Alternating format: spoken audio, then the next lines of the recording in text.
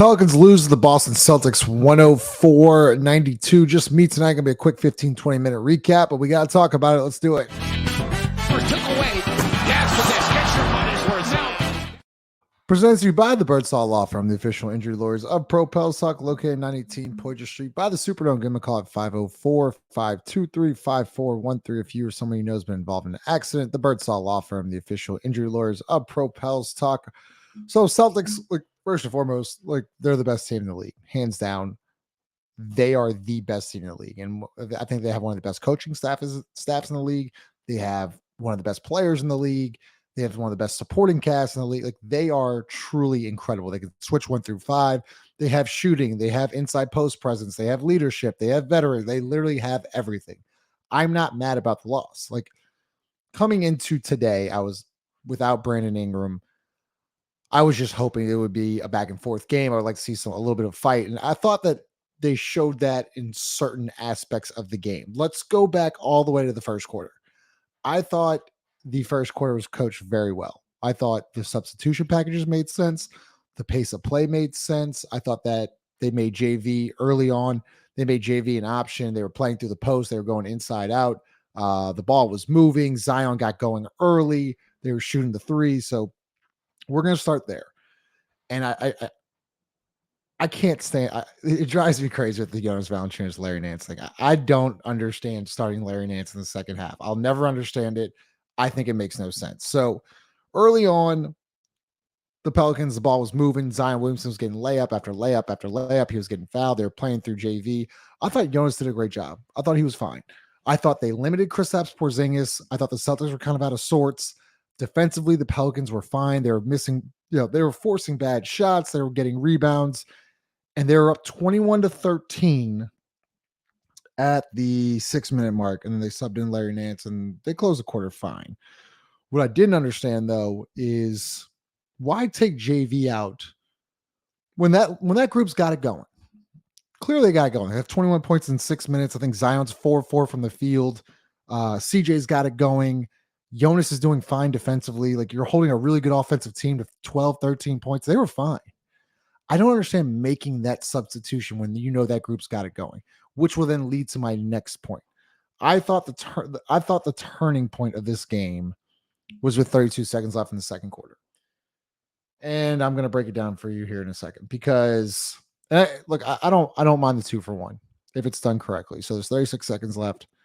I think Herb Jones gets the ball out of bounds, baseline out of bounds, goes downhill off of a half court flat screen, misses the layup.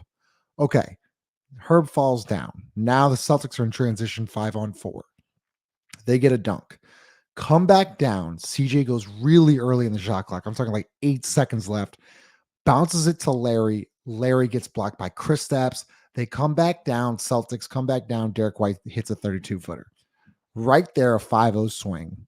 You were going up 3 with possession. You're up 3 with possession with 32 seconds left. Now you're down 2 going into halftime, and the momentum's completely shifted. Okay, going to halftime. Let's see if we can make adjustments. I was fine with the first half. I really was. I thought they played fine. I don't understand starting Larry Nance in the second half. Don't understand. I understand wanting to play small. I understand wanting to play with pace. I understand the switching. Kristaps Porzingis is 7-2.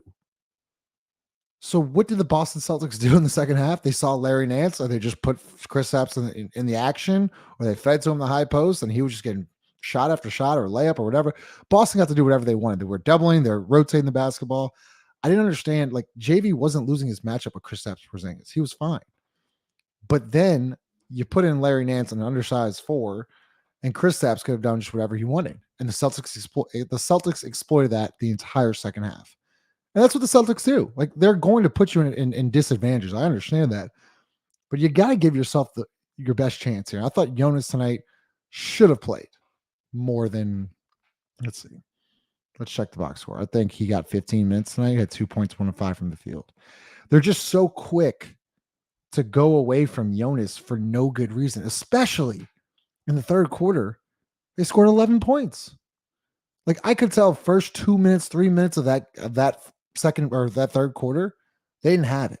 Pelicans offensively got nothing. I'm talking the Celtics were suffocating them. They could not get any space. There was no pace. Zion was getting glassed. Like Zion couldn't get any shots off. There was nothing. Trey couldn't get any shots off. CJ couldn't get any shots off. So what is your best option? You hear AD talk about this all the time. And we talk about Chaz and Chris and Lito and Five and Ross talk about it all the time. If you see it, we're stagnant. We're not getting good looks. JV is a dude. He's your running game. I love that analogy from Chris. JV is your running game.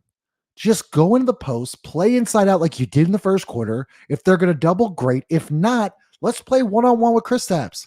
Make him guard. Bang him up a little bit. And then they bring in Al Horford. So then they had Horford and Kristaps, and you went all small. That against the Celtics, that's not going to make much sense. And look, I understand the Boston Celtics. I'm not going to overreact about the loss. It's the way you lost. You could have played JV. You clearly saw that lineup was not working there in the third quarter, the first 3 minutes. It was clear as day. First 3 minutes, you could clearly see it was not working. Put JV in, play through the post, slow the game down a little bit, and go from there. That's what I would have done. Would have worked? I don't know. Probably not. But I guarantee you it would have been better than having 11 points in the third quarter, those lineups you ran out there. Because it goes back to the scheduled lineups. So, you're going to schedule Larry Nance starting the second half. Okay, fine. But you're not quick to adjust when it's not working. But you are quick to adjust when it's not working with JV. That's what I don't understand. So I guess that's my frustration with the whole JV Larry Nance thing. Also, Herb Jones had it going from deep tonight. He was great. I thought CJ, the first 4 or 5 minutes of the game, he had some bounce. He had an incredible dunk. He looked like he had it going too. I loved that lineup that they had. I just wish they would have stuck with the JV lineup a little bit more. If it wasn't working there in the second half, then fine. But this is the tweet right here.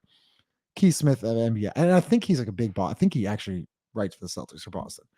I think it was a little too cute to start Nance in place of Valanciunas to open the second half. Pelicans got off to a good start today by playing through Valanciunas early. This is a guy that doesn't watch the Pelicans a lot. He watches the Boston Celtics. And he's saying it. So what does that's where I'm at with the whole situation. Larry Nance is a fine basketball player. I'm totally fine with Larry Nance. It's the way they're using him. And they're just shutting down JV for no good reason. Yes, he's 1 of 5 from the field. I get that. But you can still play through him. He gives you advantages in the low post. He slows the game down. And it's all about getting the best shot possible. I thought JV with that first group tonight did that. Trey Murphy, 3 of 10 from the field. He was okay. CJ got 23 shot attempts, and then Zion was. We got to talk about the free throws. So Zion, 9 of 17, 7 14 from the free throw line, 25 points, 9 rebounds, 4 assists, 4 turnovers. Look, once again, the Boston Celtics are one of the best teams in the league. They got, when you can put Drew Holiday on Zion Williamson and live one-on-one, yeah, you're really good. And then you have Kristaps Porzingis protecting the rim. Really hard to score. But if Zion's, and what I'll give credit to Zion here is that he's been getting the free throw line a lot. Got to hit those. You can't go 7 of 14 from the free throw line. I liked how aggressive he was. I'll live with that all day. But if he hits 10 of 14, 11, 14, could be a different game. Could be a little bit closer. But Zion over his last, let's take a look at this. And this is a positive thing from here from Zion. Over his last 4 games, 14 free throw attempts, 10 free throw attempts, 16 free throw attempts, 14 free throw attempts. That's great. That's a huge positive for this team moving forward. And went 10 of 14 against Detroit, 9 of 10 against OKC, 10 of 16 against Bucks, 7-14 against Boston. Just got to hit him. I am very, very impressed with the way Zion Williamson is attacking the rim. As Lito says, going through a motherfucker's chest. I thought today, for early first quarter, he went right through Kristaps. He's like, I don't care if you're going to block it. I'm going right through your chest. If he stays with that mentality, he's going to be fine. I mean, he ended up with whatever it was, 25 points. It was a tough 25 points, but that's what playoff basketball is going to look like. Like against Oklahoma City, against Milwaukee, against Boston. Like that's what that's going to look like. You're going to get hacked. It's going to be a physical game. If he can get to the free throw line and make them, it's going to be a different outcome for sure. So I'll stay that's totally fine what Zion did today. I would still, I love to generate easier looks for him, but Yeah, that's gonna be interesting. This is one of my favorite parts of the Zion Williamson Pelicans Jayson Tatum Celtics match.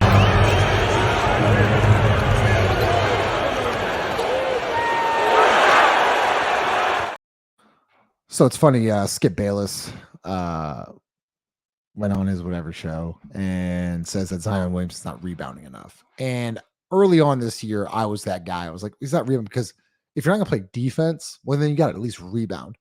Today, fast forward to now, he's now playing defense. Like you've seen him switched up onto Dame Lillard, SGA, Chet.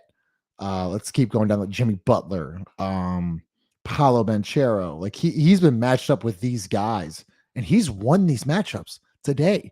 Gets matched. I'll play this again. Gets matched up against Jayson Tatum, and this is how it ends.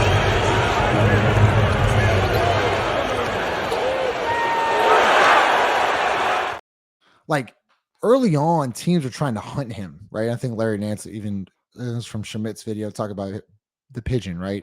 Where like you're just get a ball screen, get the switch, and attack Zion. You can't do that anymore because Zion Williamson now is in a stance, moving his feet, playing with, not playing with hands, and he's really affecting shots and cutting off driving lanes. I think he's been fantastic. I really have. Like I thought today he was great. That's a tough ass team, man. These last three, Milwaukee, OKC, Boston, that's tough. Do I want to win? Of course. I wish we would have gone 2-1. They should have gone 2-1. They should have won the OKC game. They completely shit the bed. They should have won the OKC game. We should have went 2-1. Playing Boston fully healthy without Brandon Ingram is a really, really tough matchup. I didn't necessarily expect to win today.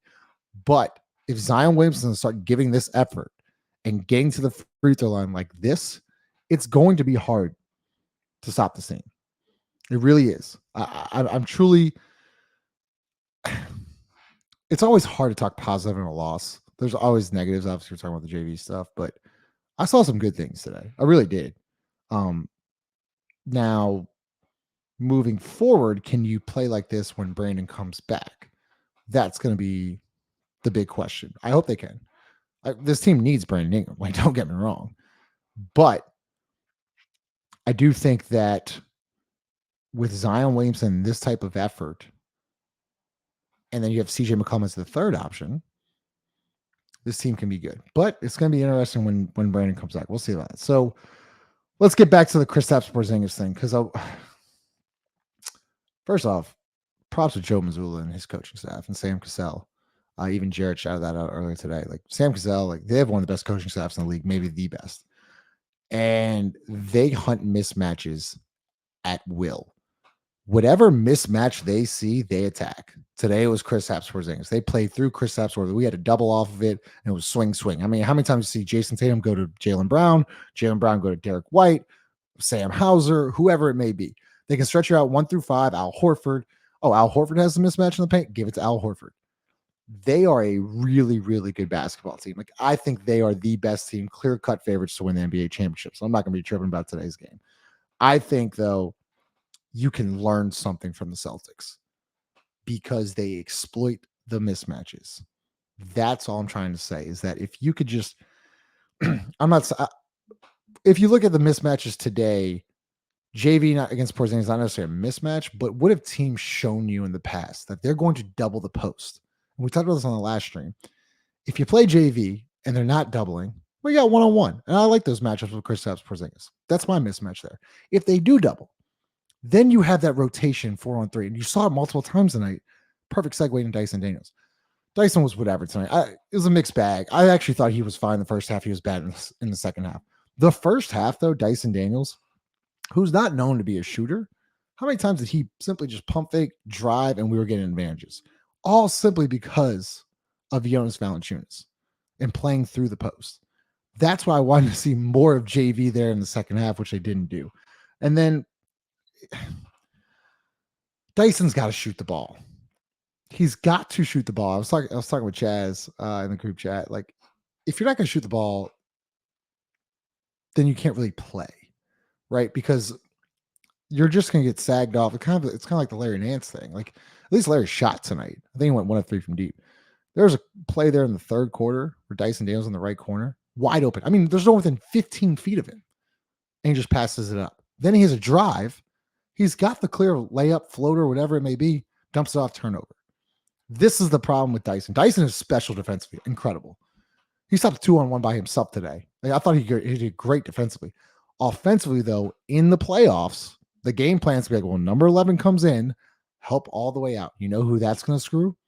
Brandon Ingram, Zion Williamson. They're going to say the same thing about Larry Nance. Brandon Ingram, Zion Williamson. You're not going to have any driving lanes. We're going to build the wall, and 22 and 11 are going to have to beat you. But Dyson's got to want to shoot the basketball. It's very simple. I once again, I see him work out with Vincent and Coach McGuire and all these other guys every single day. He's working on it every single day. You got to shoot the basketball, shoot with confidence. Because if he can't, then he can't play. It's very simple. Like today, like you held the Celtics to 104 points. A really, really good offensive team. You played great defensively, but you can't score 92. Will Brandon help that? Probably. But still, if you're going to play these Dyson Larry lineups or have one of them on the floor, they got to be willing to shoot the basketball. And if they can't, then they can't play. Then you go with JV. Because here's my thing. I know JV will shoot the three. He shot one today. Rimmed out. It was a good look. Live with the shot. But if those guys aren't going to shoot the basketball, I don't know how they can play. So look, I mean, it's a tough loss. They're 1-2 on this homestand. They got, thinking off the top of my head, they got Phoenix, Orlando, San Antonio, I believe. I could be wrong on that. I think I'm right, but I could be wrong. So they're 1-2 now. They are, let's go in the standings here. They are the 5th seed currently. My God, Dallas is coming, guys. Pause. Dallas is a half a game back of the Pelicans, and then Phoenix coming in. Phoenix is 2 games back, so that's a huge game on Monday. The Pelicans now are a game and a half out of 4th. Highly doubt that they get to that 4 seed, but now you got to start worrying about Dallas, because with Denver losing 2 straight, Denver's now the 3 seed, OKC's the 2 seed, Minnesota's the 1 seed. You want to avoid at all costs facing Denver in the first round of the playoffs. So, huge matchups here coming up here in this week. So Phoenix, Orlando, San Antonio. Appreciate y'all pulling up. Make sure you smash that like button. As always, leave your comments. Love to hear your thoughts on today's game. I will be out of town next week, so the other guys will be hosting the shows. Make sure you pull up. They'll be live on Monday, Wednesday, and Friday. So appreciate all y'all's support, and we'll see what they have next week. Later.